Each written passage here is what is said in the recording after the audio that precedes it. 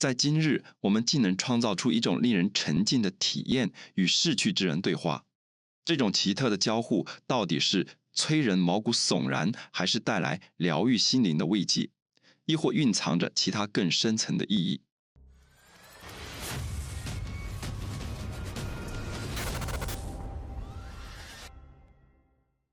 ？1970年，一位57岁的男子在纽约华豪区的家中因心脏病骤然离世。他名叫弗雷德里克·库兹维尔，一位才华横溢的钢琴家兼指挥家。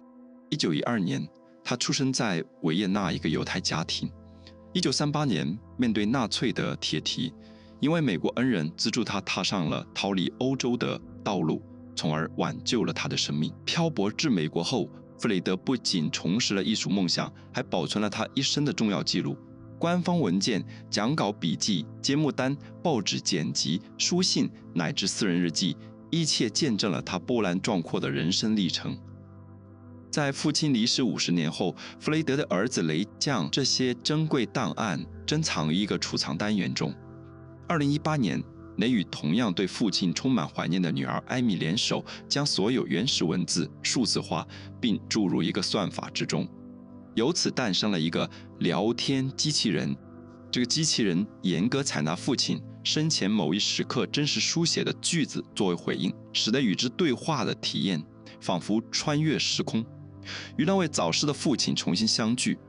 正如雷所言，与父亲对话的感觉，就像他仍然在身边。而艾米这位未曾谋面的后人，也借此与祖先展开了一场跨越时空的心灵对话。弗雷德机器人仅是逝者聊天机器人这一技术浪潮的缩影。2016年，尤金尼亚·库伊达利用已故朋友罗曼·马佐连科的短信搭建的一个对话模型。最初，这些对话机器人均采用选择性回应，直接复用逝者生前留下的文字，而后一些系统则转向生成式回答，能以逝者的语气创造出全新回应。2020年，音乐家兼艺术家劳里·安德森通过丈夫地下丝绒乐队联合创始人卢里德的文字与歌词，构建了一个生成式对话程序，将其视为创意合作者。2021年，记者詹姆斯·弗拉霍斯推出的 He After AI， 使得任何人都能基于亲人记忆打造人生故事化身。如今 Life Story AI、Project Neon Life、Project December 各类重塑纪念的技术，其也层出不穷。这些程序与算法，正是当下人工智能与大数据交织出的新兴科技产物。随着大型语言模型不断进步，个人数据在云端永存，这类技术将日臻复杂，日益易用。对于一些人来说，逝者聊天机器人为哀悼、纪念和反思逝去的亲人提供了独特工具，而对另一些人而言，他们则似乎剥夺了人性的温度，唤起了反乌托邦式的忧虑。更为复杂的是，关于同意所有权、记忆甚至历史准确性的伦理争论此起彼伏，谁有权创建和控制这些化身？我们又该如何面对那些或许歪曲了往昔真实记忆的对话？最令人揪心的，也许正是他们如何影响我们与逝者间原本纯粹而深刻的情感纽带。人类对逝去亲人的依恋，使生活充满温情与意义。然而，时间与死亡却不断撕裂这种纽带。深刻的失去虽然不可避免，但正因如此，各种文化传统、仪式和故事应运而生，帮助人们安然度过悲痛。在荷马的《奥德赛》第11卷中，奥德修斯远赴冥界与化为影子的母亲安提克勒亚短暂相见，是一种触摸不到的温情。古埃及的亡灵书则以咒语指引迷途灵魂，期望为其开辟永生之路。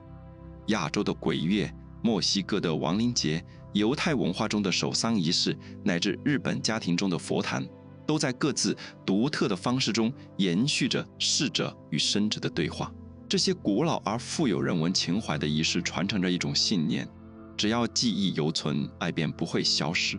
可在工业化的西方，传统的社群支持正在逐渐瓦解，理性至上的文化观念要求人们在失去亲人后迅速切断情感联系，仿佛一切都可用数据与工具来修饰、逃避。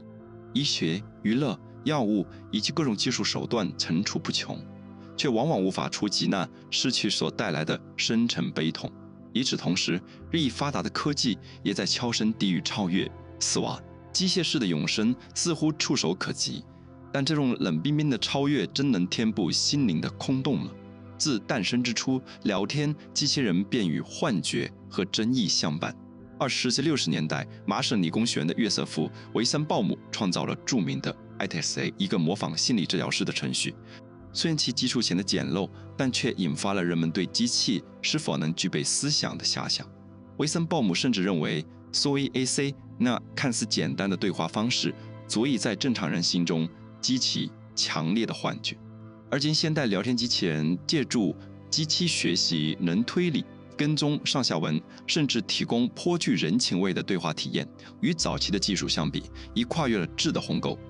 在这数字与记忆交织的时代，逝者的低语不仅是科技的奇迹，更引发我们对生死、记忆与人性本质的深刻反思。每一次与虚拟化身的对话，既是对过去的追忆，也是对未来的一种试问。网蛮技术不断进步的今天，我们是否还能守住那份人性温暖的真情？尽管聊天机器人技术已有长足发展，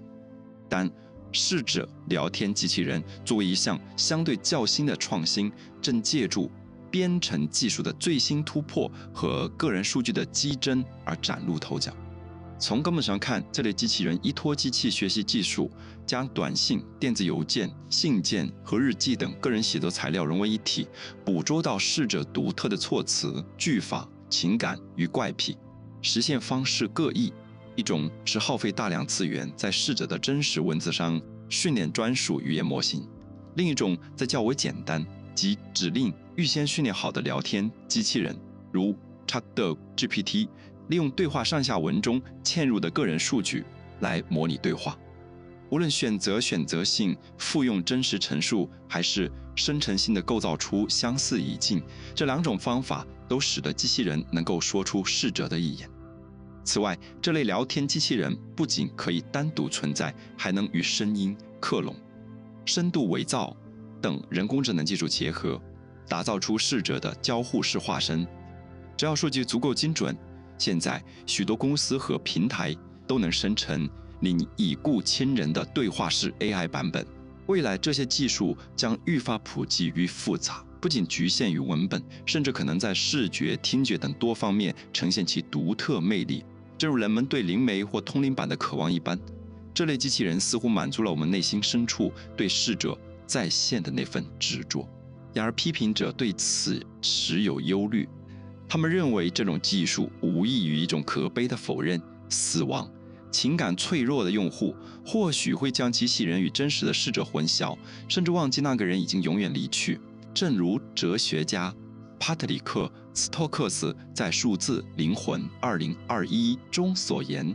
我们可能变得如此习惯于逝者的化身，以至于我们将他们视作逝者本身。这种担忧也印证了早在几十年前，维森鲍姆就对聊天机器人的潜在幻觉效应发出过警告。另一种批评则聚焦于聊天机器人缺乏内在生命。正如哲学家香农·瓦洛尔在《人工智能致敬2024》中指出的，与无法回馈情感的存在建立纽带，本质上是一种缺陷。这种单向的情感依附可能导致过度依赖、社会孤立，甚至被经济利益驱动的公司利用。设想一下，一个通过微收费解锁、关怀特质或每日互动升级的逝者聊天机器人，在不择手段的商业操作下，会不会变成一种危险的工具？批评者往往隐含地认为，逝者聊天机器人的设计初衷应是作为失去亲人的替代品，一种逼真而完整的陪伴。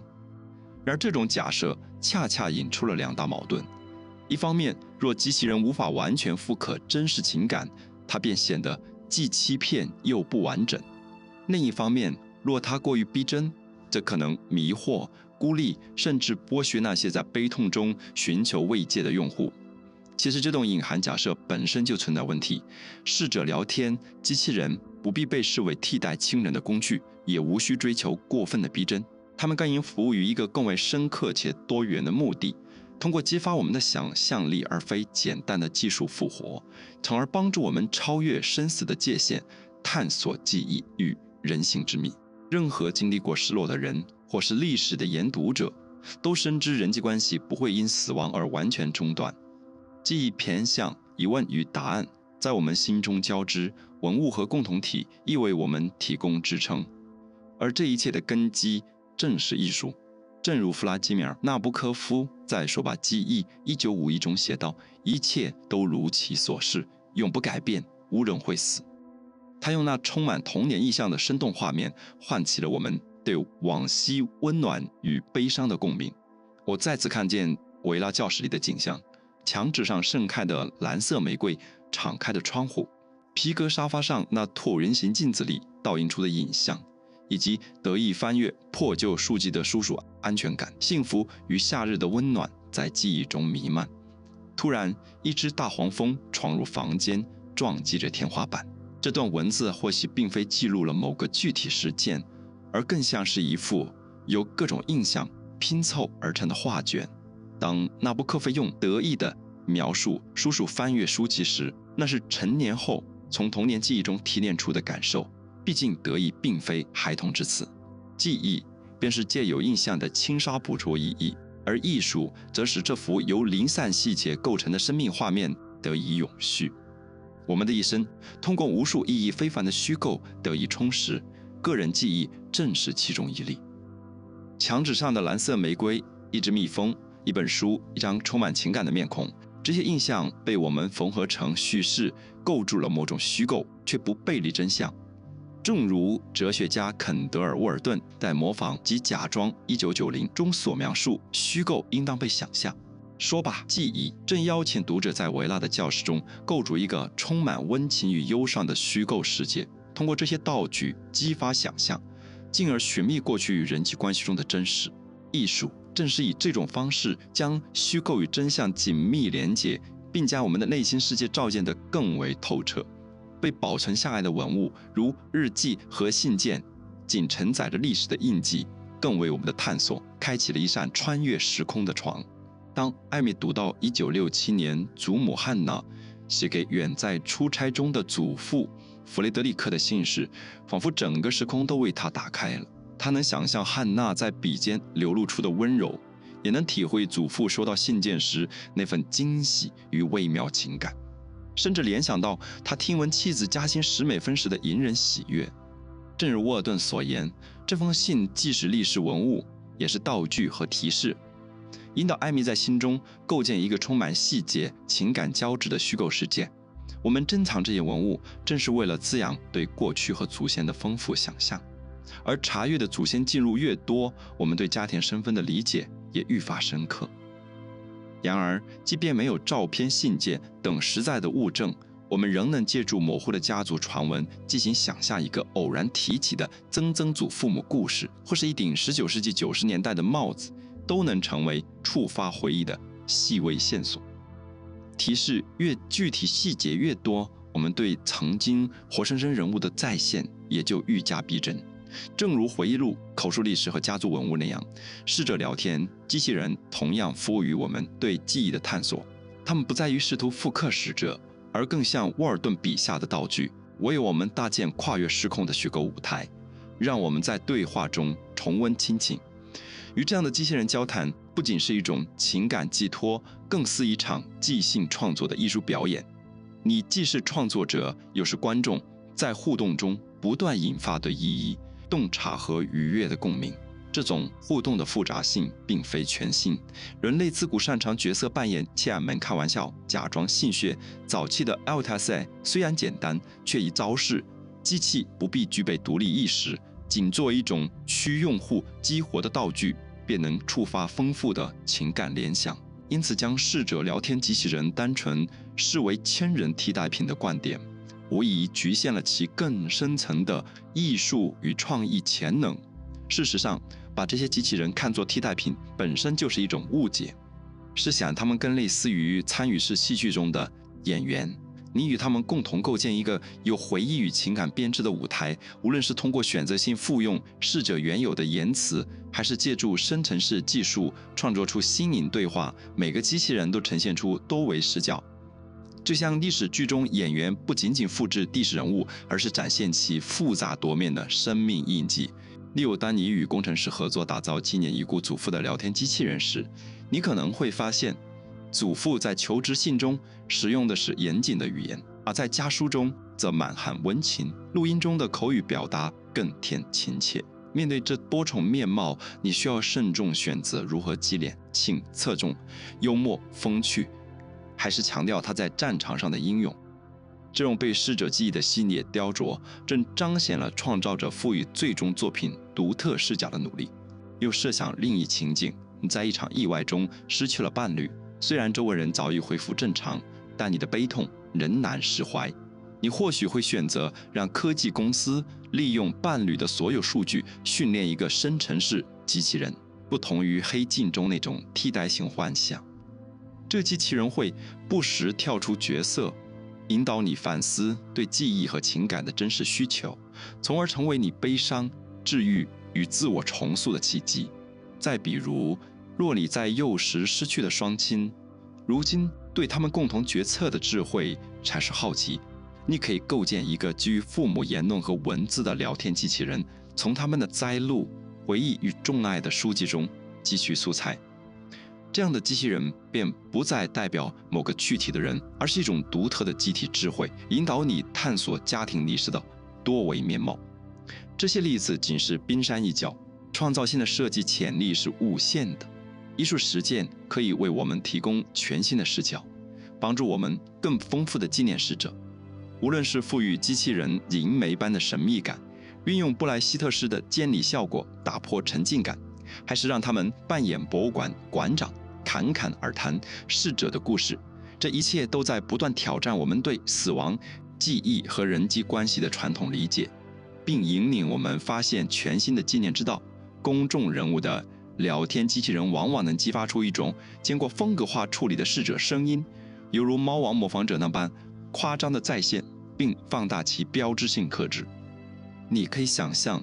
在课堂上构建一个以回忆录叙述者为原型的机器人，让学生们在手把记忆之后继续与纳布科夫对话，或者利用你童年的日记训练一个机器人，与你那时的自己进行心灵交流。甚至一个性格激烈的父母形象可以被调节至其最愤怒的一面，以助于在治疗过程中直面童年创伤。而一个常常焦虑的人则能通过机器人呈现出他那些隐秘而真实的担忧，促使观者产生同理与理解。此外，我们还能依托家族档案训练出具有祖先声音的聊天机器人，或基于某个古代村庄现成著作构建其对话体系，又或者将一位多产而早逝作家的所有作品纳入语料，无论是柏拉图、詹姆斯·鲍德温、厄修拉、勒奎恩，还是划掉的一代超验主义者乌利波成员的集体记忆可能性无限延展。这样的技术不仅让我们体味到虚构角色多层次的本质，还使我们得以纪念那些在生活中扮演过多种角色的人物。正因为上述例子需要发起者投入大量思考与创意劳动，所以优秀的艺术表达自有其无可比拟的价值。制作聊天机器人不仅涉及诸多艺术选择，更是一场与档案和记忆进行深度对话的过程。这种创作往往比最终呈现的产品更具意义。正如参与式戏剧强调过程与不断迭代，而非终极完美构建，聊天机器人也需要反复微调表演与创意的发展，本质上是一体的。从更深一层来看，所谓的聊天机器人终极产品其实离不开用户的创造性输入，因为机器人始终只是一种道具，只有在用户即兴参与下，虚构的世界才会真正生动起来。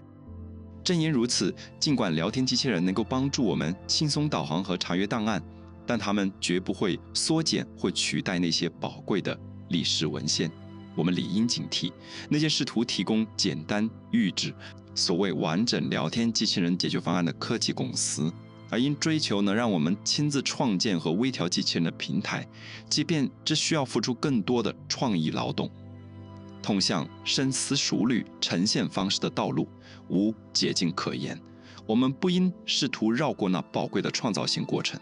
将聊天机器人从单纯的陪伴工具转变为艺术经验的载体，恰恰能消解许多常见的疑虑。换个角度看，聊天机器人演员并非力图追求绝对的真实，他们既无仿也无需完美复现，适者也不会欺骗用户，让人误以为适者尚在。相反，他们通过在想象空间中唤起对逝者的记忆，凸显现实中的确息。而对于与这些演员建立单向情感依附的担忧，其实也大可不必。用户真正依恋的是逝者及其代表的那段记忆，而非生成这些记忆的工具。这些工具通常只存在于特定平台上，数据集不断演变，而逝者的存在却具有不可替代的永恒价值。如果这些工具被用来服务于艺术而非商业目的，他们培养出的情感依恋将是滋养心灵的，而非令人上瘾的。有人或许会担心人工智能会任意篡改逝者的遗产，但我们必须强调，这种随意性正是由我们授权、由我们赋予的。逝者聊天机器人本质上是一种创造性的再现，用户应主动参与其塑造过程。毕竟，想象力本就与记忆和历史权势密不可分，它并非要抛弃真相，而是展示真相，如何从我们的想象中悄然流露。我们应以同样的标准来审视所有揭示真相的人工制品。一部过于伤感的传记与一个回避现实的甜腻机器人均值得我们深思。聊天机器人在情感释放、治疗性、洞察、智力启迪和历史教育等方面各有其美学价值，而其价值正与创作者投入的思考与努力成正比。我们的愿景指向一个未来，在那个时代，技术文化资源将超越浮华的消遣，为现代社会面临的死亡问题开辟新出路。逝者聊天机器人并非助我们否认逝去，而是作为反思自身终将消逝和纪念逝者的资源，提供对过去人类社群的深刻感知，并支撑甚至强化那在悲伤中永不褪色的爱的纽带。它们存在于艺术、想象与精神的广阔领域，而这一领域在人类繁荣中始终扮演着不可或缺的角色。我们坚信，聊天机器人演员有望引领出一种特别适合当代的繁荣模式。但本文所述的聊天机器人视角绝非万能灵药，即便我们的愿景得以实现，且构建创造性使用平台的基础设施完备，滥用和剥削的风险仍然存在。逝者聊天机器人无疑会吸引那些以经济利益为驱动、背离用户利益及艺术理念的科技公司。我们面临的挑战在于，原本应服务于艺术空间的工具可能被庸俗、令人上瘾、预制化、高度商业化甚至游戏化的产品所侵蚀，从而使我们远离真正的精神追求。但正如历史上艺术与创造性空间一直是对抗主流力量的重要源泉，我们绝不应将新技术攻受让给狭隘的商业利益。相反，我们应坚定地主张，人工智能完全有潜力推动人类那不可抑制的创造力，实现我们对历史与记忆的责任，以及对深邃洞察和人际联系的不懈追求。